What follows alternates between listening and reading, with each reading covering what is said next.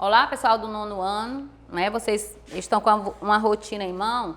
Então, a nossa aula de hoje, vocês vão acompanhar a invasão da União Soviética e a última fase da guerra. Ela está na página 87, não é? Então, nós estamos, na aula passada, vocês começaram a estudar a Segunda Guerra Mundial, né? Que é um caminho sem volta e começou com a invasão da Polônia.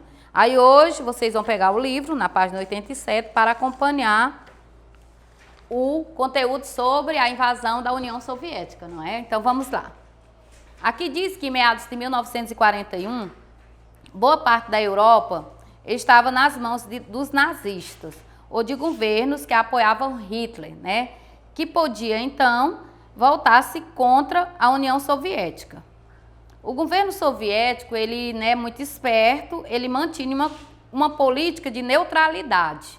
Aí diz que as tropas nazistas ocupavam a Europa, né, e confiante no pacto de não agressão assinado com a Alemanha, Stalin, ele acreditava que a União Soviética ela estava segura. E quando foi no dia 22 de junho de 1941, o exército alemão ele cruzou as fronteiras da União Soviética. E o que aí fala? E ele, digamos assim, acordo lá, ele é quebrado, viu? E aqui é bem claro que mesmo ele se sentindo seguro, o que acontece? A União Soviética ela é invadida. Então, como é chamado esse momento, essa operação de invasão da União Soviética? Aí no livro de vocês não tem, mas foi chamada de Barbarossa, né? Entre aspas, Barbarossa. Por quê? A Alemanha nazista, nós estamos falando de uma Alemanha que tinha no poder Hitler. E aí a chamada Alemanha nazista, ela invade a União Soviética. Isso aí foi no dia 22 de junho de 1941. E foi considerada a maior, presta atenção, a maior operação militar da Segunda Guerra Mundial. É a invasão da União Soviética, né? E mais tarde ela até deixa de existir, a União Soviética. A gente hoje, quando a gente retrata a história da União Soviética, a gente diz a antiga União Soviética. Então vamos ver aqui. Aí no segundo parágrafo, quais eram os objetivos principais da Alemanha quando ela invade a União Soviética? Primeiro, derrotar o consumismo soviético e controlar os recursos do país, em particular o petróleo e a produção industrial. Os alemães avançaram rapidamente no interior soviético e em setembro ele chega a um lugar chamado Leningrado.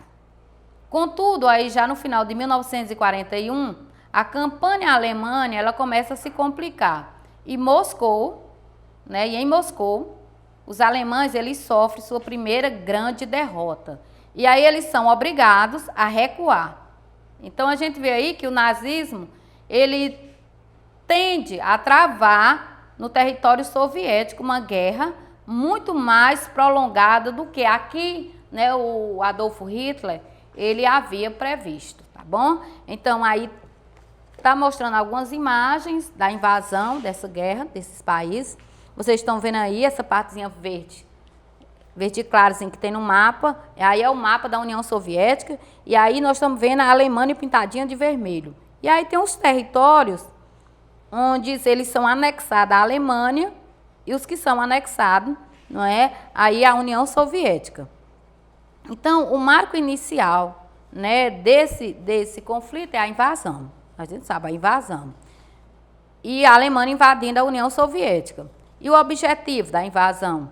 Por que os alemães eles invadem a União Soviética? A gente sabe que aí tem toda uma questão política, não é?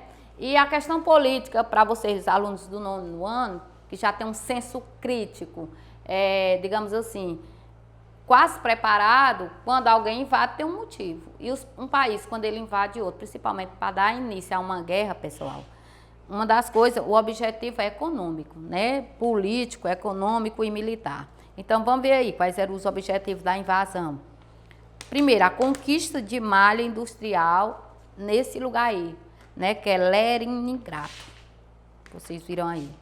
Depois, conquista da capital soviética, Moscou, quando acontece justamente quando eu li aqui que Moscou, os alemães, ele invadem Moscou e aí eles sofrem sua primeira derrota. Então, uma das conquistas dele, um dos objetivos era conquistar a capital soviética, Moscou. Outra conquista era garantir terras férteis da Ucrânia. Eles queriam essas terras férteis para produzir. E por último, não é, a gente vê aqui que o que acontece? Vem a ofensiva alinhada, né? Então, vamos ver como foi que isso aí se deu. Já é na página 88. Eu espero que vocês estejam entendendo. Ok? Então, vamos lá. No Pacífico, o Japão, ele estava em guerra com a China desde 1937.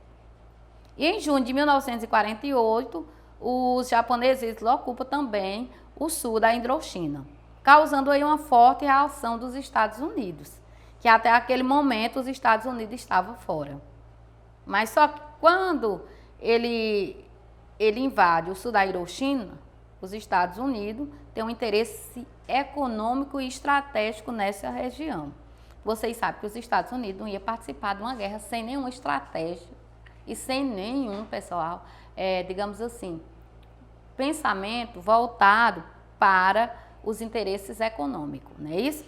Então, o governo japonês, disposto a afastar a influência dos Estados Unidos na Ásia, ordenou o ataque à base militar dos Estados Unidos, que é a Pearl Harbor, que fica no Havaí. No dia seguinte, o Congresso dos Estados Unidos, ele votou pela declaração de guerra contra os japoneses, né, contra o Japão. Em seguida, a Alemanha e a Itália, que eram os alinhados do Japão, que eles declaram guerra também aos Estados Unidos. E aí, né, de certa forma, há uma convocação, uma entrada triunfal dos Estados Unidos na guerra, que aí acaba envolvendo muitos países, inclusive o nosso país, o nosso Brasil. Né? Também entra o México, e aí, quando entra Brasil e México, o bloco dos Estados Unidos, eles ficam, né, fortalecidos, aí é bem claro, fica fortalecido. E na Europa entra Bulgária, Hungria e a Romênia, que são alinhados da Alemanha, e declaram também guerra aos Estados Unidos. Então fica o quê? Dois blocos, um de um lado e outros de outro. Aí são blocos inimigos. E aí a ofensiva alinhada começa na Ásia e é chamada na Batalha de Midway. Junho de 1942. E os japoneses, decididos a controlar o Oceano Pacífico, atacaram a base militar dos Estados Unidos. E aí o ataque foi desastroso para o Japão, que perdeu, sabe quantos soldados? Aí no livro de vocês diz que mais de 4.000 soldados e 332 aviões.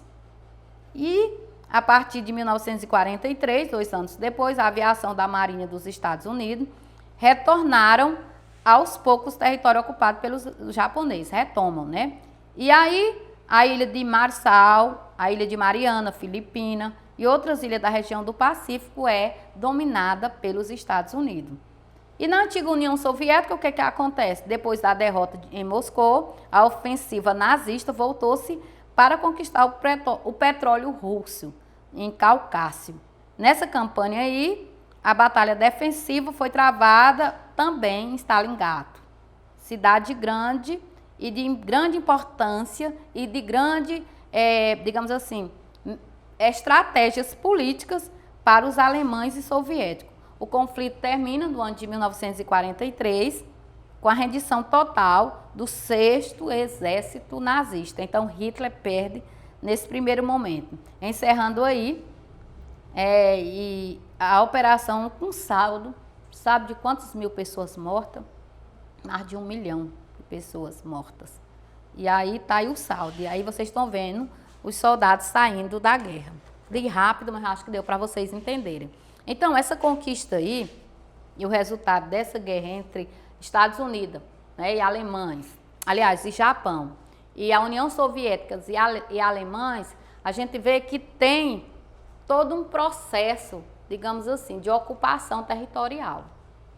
De ocupação por interesses econômicos. Mesmo a gente vê aí, quando a gente termina de ler essas 2 páginas, seu menino, a gente vê que apesar de muitas perdas humanas e perdas também financeiras, que um país que sai derrotado e até um país vencedor, ele tem várias vidas perdidas, não é? A gente vê que tem várias questões econômicas destruídas, mas o que que acontece? Os países, eles tendem a lutar numa batalha e lutar por seus interesses mesmo, porque a gente sabe que quem vai para o campo de batalha não é nenhum político não, quem está no poder não, né? Nem o presidente, são os soldados, é o exército. E quando uma bomba é jogada numa cidade, quem vai ser destruída é a população daquela cidade. Eu espero que vocês tenham entendido, tá bom? E nossa aula termina por aqui. Então, tchau. Vamos estudar, e tirar 10.